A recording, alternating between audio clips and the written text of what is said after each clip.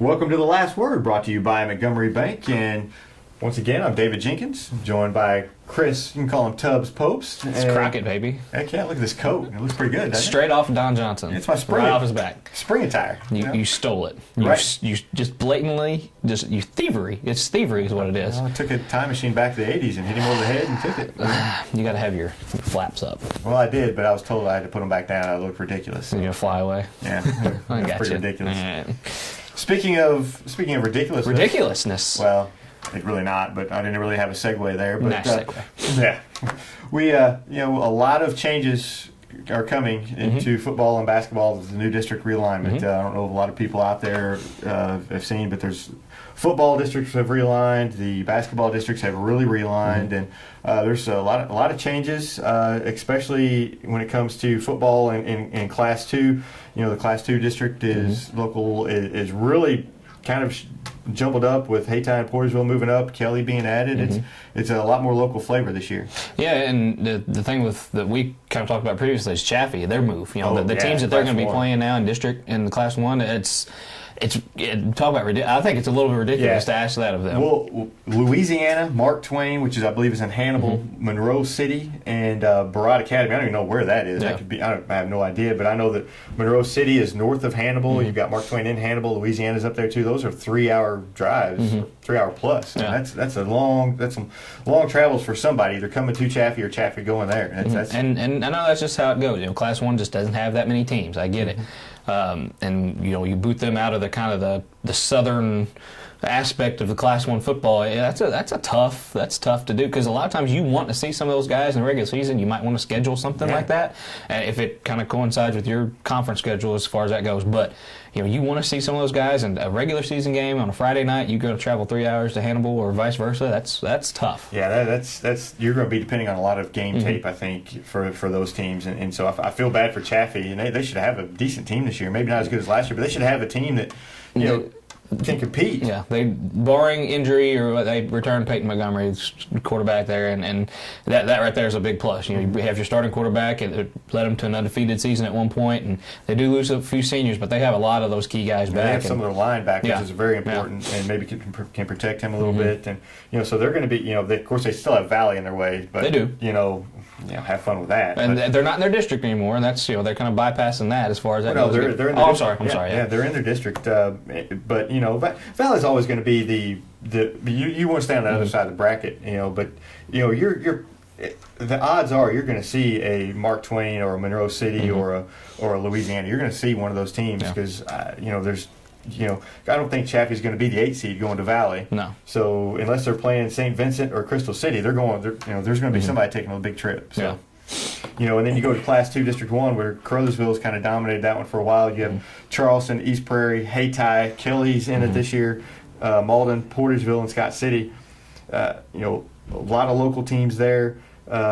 Kelly's kind of the interesting one. They're new to the varsity this year. See what they're going to do, and then Hayti moving up. They're always athletic, and they could be a handful. And they always play Crowsville tough. They do, and it's just, to me, Kelly is the story as far as that goes, and just see how they're going to compete as a varsity. Personally, I don't think they're going to struggle that much as a first-year varsity program. I really got that feel that I don't think that they will. They seem to have really put that together well, the way they've been doing it, building it up through the JV. They've won a lot of JV games that those kids know how to win, and they just keep, seem like they just keep getting better.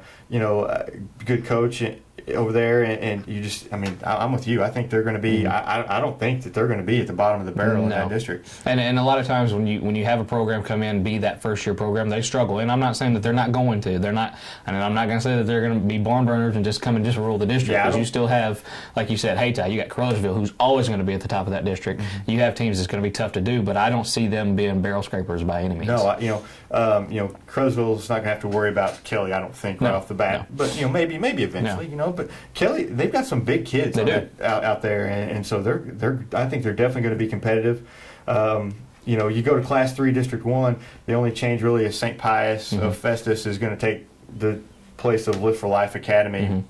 Nobody really cares about that. They're non-factors. But you look, Class 4 is the same. That's going to be an interesting district again. Class 5, Poplar Yeah. Bluff, Jackson are still going to be in that Class 5 district with those St. Louis schools. But so not much, mostly small school changes there for football. But then we get to basketball. Yeah, the biggest, in my mind, the most effective, impactful change. Yes. Right, and I'll let you take. Scott Central is moving up to Class 2 by 2 students. Two students, yeah. Two students over the limit, and so they're going up to Class 2 District 1, and they're going to be competing with Bernie, Bloomfield, Campbell, Chaffee, who's coming down from District 3. They should be pretty decent next year. Cooter, Holcomb, Scott Central, and then South Pemiscot, who's the defending reigning district champion, and who's going to have a pretty nice team next year. Yeah. That's a very interesting, very tough district. That district just got that much tougher. It's always been tough, and the Class 2 is one of the most competitive, I think, classes across the board, especially around here. But with Scott Central moving up, I like it. I like that because we've always wondered. Well, they're not a typical Class 1 school. Right. They've always been head and shoulders above their competition in Class 1, and to see them move up to some stiffer competition, to some bigger athletes, to more athletic teams, we're just going to see just exactly how good they are. And I know they're good. They're a very good team, but when you're facing that grind night in and night out of Class 2 teams and that physical toll that it takes on those bigger bodies, it's going to be interesting to see. And it's not a cakewalk. It's not going to be they get to, and it hasn't been the last few years, but, it wasn't like this year. They got to state. Everyone pretty much knew once they got to state, it was pretty much theirs for the taking. This time, you get to districts, it's not going to be the cakewalk that it has been the last few years. And I know Leopold's kind of threw some wrinkles in as far as Class 1 goes, but it's very interesting to see what's going to be done because they lose a few guys, but they're always going to have some guys come up and step up. And they have a guy by the name of Jeffrey Porter that's still going to be there for the 2 years. But when you're talking about going against Bernie, a program that's always tough, no matter what product they have on the floor, they're always going to be a tough team come district time. It'll be interesting. I'm very interested to see how this goes. Right now, if I had to look at this district, I'm saying it's the Scott Central South Pemiscot championship game, and that's a game I want to see. Exactly. That is a game I want to see. And that semifinal might be. Right. I think Bernie will be a little bit down. They're losing all those seniors. I think they may be a little down next year. They're always going to be good. Yeah. Coach Botch has that program rolling there, but just a year away. Looking at that South Pemiscot Scott Central possible matchup, that's kind of an exciting game. That's an intriguing game for me. Game that I'd like to see, and I think Bloomfield will be better. Chaffee's going to have they have some good players coming back too. So that's going to be just a tough district. Which, like you said, Class 2 has always been tough around here, especially the last few years. And then you look at Class 1, you've got Advance dropping down to Class 1 and Oran dropping down to Class 1, and then throw in Risco, who's kind of been in the mix in Class 1 District 1. You can throw them into that district too. So you have Advance, Bell City, Delta, Oak Ridge, Oran, Richland, Risco, and the Fulton School. Yeah. I know who's just praising the good Lord with this move. Those guys are going to Class 1, and that's Risco. They're always a team that's in the mix, and when you got Oran going down to Class 1, who has been in the mix in Class 2, I know they lose a few guys as well, but those are teams that are primed for a championship run right now, just simply because Scott Central's out of the way. You say Risco, but Risco's got to be looking at that saying, we got Oran and Advance. We get rid of Scott Central, now we get Oran and Advance in our district. We may not even make the district championship. But Scott Central has just been the thorn in their side for ages, it seems like now. They have. And that's got to be kind of a release. It's like, man, we don't have Scott Central in the way, but we do have these former Class 2 teams in our way now, but that's just, Yeah, so that's going to be another tough district, and you got to think Advance has a lot coming back. They do lose Blue, but they're going to have a lot back. Oran's you're going to have some their players back too. They're going to be pretty good, and Risco's kind of been playing well lately, so they kind of have it rolling there. Bell City's going to be better. They have a lot of younger kids that are going to be coming up, so that's another tough district. It's going to be another fun one. Then we get to Class 3, and the happiest team of anybody out there is New Madrid. New Madrid is no longer in the district with Charleston. New Madrid's in a district with Crothersville, Doniphan, Haytide. They're coming up from Class 2. Malden, Porterville's coming up from Class 2. Zenith Hornersville's coming up from Class 2, and Twin Rivers. New Madrid just all of a sudden became a favorite in that district. No doubt, and that's no longer Charleston dominated district. And New Madrid, and I think I've said before, I don't know if I said it on the show or not, but this next year, even with Charleston still in that district, even when I thought that they'd still be in that district, next year is the time for them to finally, maybe possibly win a district in the Class 3. But you still have Crothersville, and that again, you move Portersville, who's had a little bit of fallout in the recent years, but they're always a very tough basketball program. And with Charleston, they move into in my opinion, a cake district in my mind. Yeah, you look at Charleston; they're going to have Arcadia Valley, Clearwater, who they've handled the last couple of years in the sectional, and Clearwater loses, I think, four of the five starters, or maybe all five. Yeah. East Prairie, Kelly, Saxony Lutheran, Scott City, and Woodland. Yeah, Charleston they've already handed them the district title for next year. Yeah, that's the thing. And even in the tough district, they've been proven to rule that district. Crothersville and New Madrid district final, definitely right now, that's in a way too early prediction. I would say New Madrid is definitely a favorite. Yeah, finally. Crothersville's got to learn to play defense at some point. And they lose Monroe, they lose Johnson, Jamal Johnson. They lose a lot of seniors. But again, New Madrid has everybody back. They look. New Madrid looks primed, and that sectional game, New Madrid Charleston, would just mean even more. Exactly, it would mean even more. My biggest question with Class 3 District 2 was where Charleston's going to be with Arcadia Valley, Charleston, Clearwater, East Prairie, Kelly, Saxony Lutheran, Scott City, and Woodland. Where are you going to play it? There's not really There's not a gym there that's really, ready for a district tournament. Where are you going to play that? I haven't been to Arcadia Valley. I don't know what their setup is like. I can't imagine it being much bigger than and that's at the far north end, and then you have Clearwater, which is over in Piedmont. I know they host a lot of stuff, but that's all the way over in Piedmont. Are these other schools going to okay that? I haven't. Honestly, I can't remember Charleston. Several years ago, I remember Chase McClendon was a senior. They hosted then and hit the game-winning shot. That was the last time they hosted. They can they're capable of hosting, and that was with Crothersville, New Madrid, and a bigger kind of crowd there. But you're right. That's a spread out district, kind of like the football with Chaffee. In the other district, you have several places to host it. New Madrid can host it. Malden can host it. I think Portersville's hosted them in the past. You have several that can. Zenith's even hosted a few.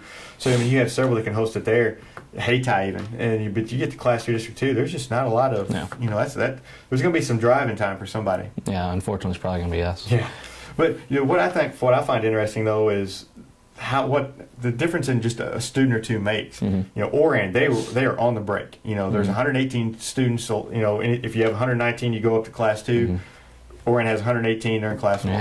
Yeah. Kennett is the exact same, 559. That's the break in Class 4. Class 4 stays the same. But Kennett, if they had one less student, they'd be going down to Class 3, and then that would really, shake things up down there. So it's just it's funny seeing in Hornsville 4 students away from being in Class 2 instead of Class 3. Just the small number of students that makes a difference is it's just.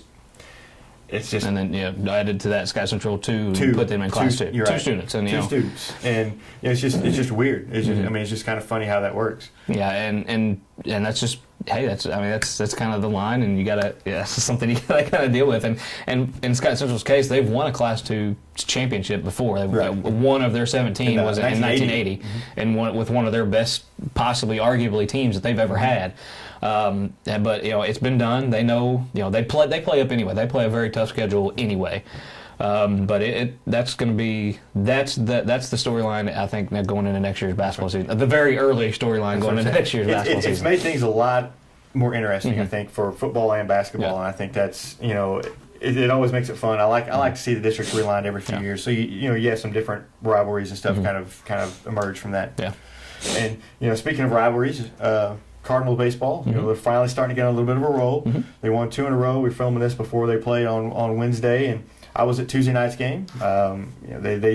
Lance Lynn looked terrible as usual, but the bats kind of rallied. The Cardinals are starting to seem like they're starting to put it together a little bit. See, the thing with like last year, it seemed like early in the year they could score runs and they scored early. That was the thing where they'd get out and they'd put 3 runs in the first inning, and that was their thing.